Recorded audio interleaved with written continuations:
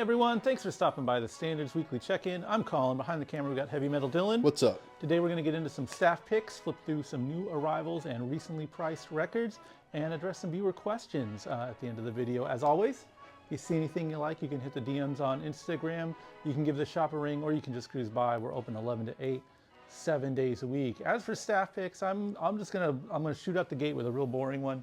The one that's worth standing. I don't know when I talked about the Stones last, but I listened to a lot of the Stones this weekend. Probably like 2 weeks ago, bro. No, I feel like it was like a month or two ago. All right, I don't know if I talked about Goat Heads Soup specifically, but worth noting that we do have a UK copy in. I don't know if the UK is like the best sounding version of it or anything, but just fun to have a copy. It looks a little rough, but it plays really nice. Such a beautiful classic album, and it's one I've I don't know, very recently been smitten over. You know what the problem is with this record? They're always kept in really bad shape. Mm-hmm. So like I try to get into this record, you throw it on, and it's just a friggin' hockey puck. Yeah. It's just nasty rough. sound, crackly, and it's like a dynamic record, kind of muddy sounding to begin with, so it's not like, it needs all the help it can get, and it's usually in really rough shape. So for me to recommend a copy of the Rolling Stones Goat Head Soup is rare, but this one I will thoroughly endorse, both this specific copy and the album in general. What a beautiful record. I'll give it a listen. You know, I never actually listened to it. It's good. You're selling it on me. Yeah, I'm gonna give it a listen tomorrow. You know who sold it to me? Go ahead. Martin Scorsese, greatest rock band around. What? You never heard that? No, he said that? Yeah, Martin. In that tone? Yeah, I don't know. Absolute that music? Was words for words. Yeah, basically absolute rock. Okay. No, I believe, if I'm not mistaken, because he's done like a lot of films on them. I believe his stance is that they are the best band, like the best rock and roll band. Mm-hmm. And like I think at some point, obviously I'm like every man my age, a big Scorsese head, you know. So I'm like, well, if old Marty endorses them like that. I don't know. It's a weird thing. Stones fandom is so strange because they're like, yeah, the Rolling Stones, who gives a shit? Ubiquitous. Yeah. Like the most boring group to like enjoy. But at the same time, it's like, I don't know. I guess I just never thought of them I never considered that Rolling Stones could be one's favorite band. Does that make sense? I get you. And I don't know why. It's just so obvious. I'm like, well, if they're someone's favorite band, that someone being Martin Scorsese, like, let me listen to them from the perspective that they could be someone's favorite band. And then once I did that, I was like, oh yeah, they are great. Is that ridiculous? Oh, we're in the dark. It's fine. It's fine. You can keep rocking. The light has gotten ominous. It's like we're queuing up a really spooky, scary record. All right. What I was listening to all day today, Creator's Pleasure to Kill. Remaster. Yeah, it's a remastered Why do they have to version. make the word remaster look all evil? So you know that it's the remake or the reissue. Remaster. Yeah, it's a nice sounding record, I guess. I mean, it's fucking Creator, but that's like a difficult. That the OG Creators sound pretty tricky. Yeah, but I mean, I don't know. I've just been listening to that all day. I know, like, I gave the Creator stuff, all the good ones, like a listen. Yeah. And you just revisited the catalog. Recently. Yes, and I think this used to be my favorite. Right. Still, and now it's at least in the 3. But it was like Extreme Aggression. Is that your number 1? I think. Wow, that's fucked up. I had that as my number 1 before you had that as your number 1. Whoa. Okay. Yeah, you were into Creator before it was cool. No. I just want to say, for the record. No, I know. I think we've had this conversation. Yeah, and I was like, look, I know it's not the coolest kid on the block, but Extreme Aggression is my shit. And you're like, you were kind of middling on it. No, I just said really. I think I was like that. It's interesting to hear you shift. And then Coma of Souls, I think, is second. Which I think is a weird record to like. Yeah, I don't know. I may have never heard Coma of Souls. It's like a darker record. Yeah, it's like their goth album. It's 90s, weird. right? Yeah. Wow. Not goth in the you know what I'm saying. It's really dark thrash. Yeah, like Vanity Nemesis from Celtic Frost or something. Yeah. And then Pleasure to Kill. Coma of Souls is that B word though? Yeah, I mean, I like it. I enjoy it more. It's weird. I didn't care for it, but now I'm I get this. I respect like a past their prime rip or what are the first 3? It's Oh, not Flag Pleasure of to Hate. Kill. The one with the guy standing like this. What's that guy? Terribly. Terrible terribly, Certainty. Yeah, yeah. What's the other one? The one with the guy and the sword. I can't remember what that one's called. That's not Destruction?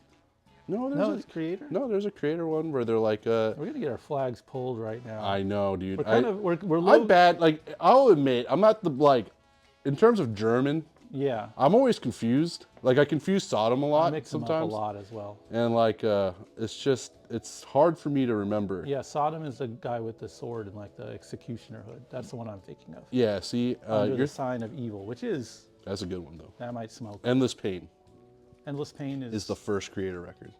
And that's the one with, like, the guy and the sword. There's, like, a battle going on. That's not the battle going on? No. You want to see a picture? Yeah, bring it. Jamie, bring this up. We're vamping right now. Look, forgive us. Okay, yeah, classic. Yeah. And then I would say... I like that. They're disgusting sounding. They're such shitty sounding records. Yeah, I know. Noise. Yeah. Just like fucking riff salad.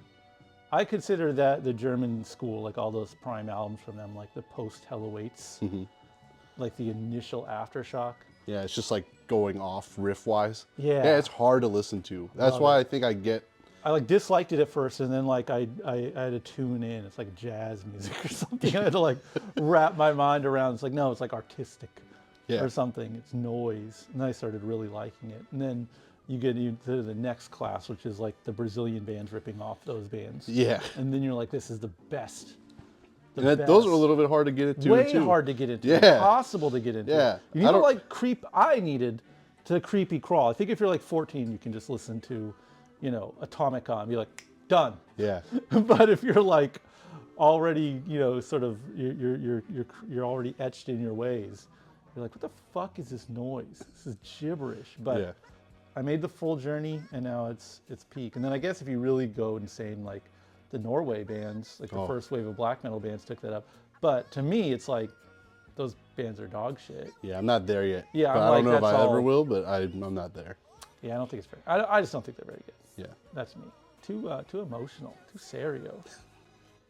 Not like nihilistic enough, you know? Yeah, I get you. All right. So like, just you want to look through records or talk about Creator for like 20 more minutes? The latter. Okay. All right. Yep.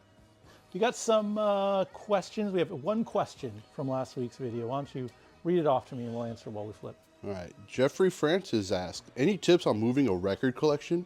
I'm moving it to a new apartment and have about 1K records. That is miserable. Yes. Yeah, I think there's no real shortcut. You just suffer, right? Yeah, you just got to put them in boxes and hope you can lift them. How many boxes is 1K? 1K is, I mean, a milk crate's about 75. Yeah. So if we call it 50, like packet light, then that's 20 boxes. Yeah. That would be like unnoticeably easy to lift. No, you know, depending on how buff or unbuff you are. Yeah. Listing 50 to 75 records may or may not be a difficult task. Yeah, I don't know of a good answer. I think the answer that's too late and unhelpful to anyone, and this is something I'll die on, is store your damn records in cubes, little squares you can pick up and move around. Not to say crates per se, but something, the tyranny of the expedite has made many a move just so unfathomably miserable, you know? And if you don't have to break down a shelf and put it back together and then refile everything, your life is peachy. But especially if you're like, you know, in that prime moving around zone, which is like teens to 30s, I guess is generally when people move. You have some sort of wooden cube that you can store your records in and stack the cubes and buy more cubes when your collection expands. Then when you're moving, it's great because you just lift up the cubes. That's my life right now. My stuff's in cubes. Not to brag. Yeah. Ironically, I haven't had to move in like decades. So doesn't help anyone. But that would be my real advice is get yourself some cubes. But barring that, yeah, I think universally it's just known as suffering. Yeah. I would just say, put them in the boxes, right? Yeah. And then just hire someone to bring it. Remove the boxes. Yeah, around. and then you just kind of just relax, bro. I mean, I will say hit up your... If you're lazy. I don't know where this esteemed viewer is from, but I will say that any store, my store at least, we have a lot of Rubbermaid tubs. Yeah. You know what I'm saying? And generally, depending on when the shipment comes, a lot of cardboard boxes. So, you know, tap into your local record store and see if you can get some LP-shaped boxes. If they have some sitting around. I think it's like Record Store Day, Black Friday is coming up. Again, it all sort of depends on when the people's moves are. So stores generally could be getting a big shipment of cardboard boxes that are LP shaped right now. So you could inquire there would be my suggestion. Well, okay, we got like a couple minutes left. So let me get into this this Rock and Roll Hall of Fame thing. I just think it's bullshit, dude. Why? No sticks, no Kansas? Dude, the White Stripes? Yeah. Who else? I don't even know, other than White Stripes and Outkast. No sticks? No Kansas? No Kansas? Jethro Tull in there? They're probably... Oh my God, if Jethro Tull isn't in the Rock and Roll Hall of Fame, I'm going to riot. Like, I can't believe the I mean... Is Dr. John in there? The White Stripes, no Dr. Hook? No Dr. Hook? No, Is Dave Mason in there? oh God, Oh, if Dave God. Mason isn't it, I will physically. And And that's all we have for today's video. If you have any questions about moving, any other things in records, refrigerators. And I sound dumb when I say refrigerator instead of refrigerator. Refrigerator? Refrigerator. The fridge? Fridge is fine. Yeah. Refrigerator is fine. Refrigerator. Refrigerator is like you're dumb. No, I just hit him with a refrigerator. Hey, like respect. If you have any questions you'd like to see asked, hit them in the YouTube comment section. We'll address them next week. Thanks for watching, everyone. Peace.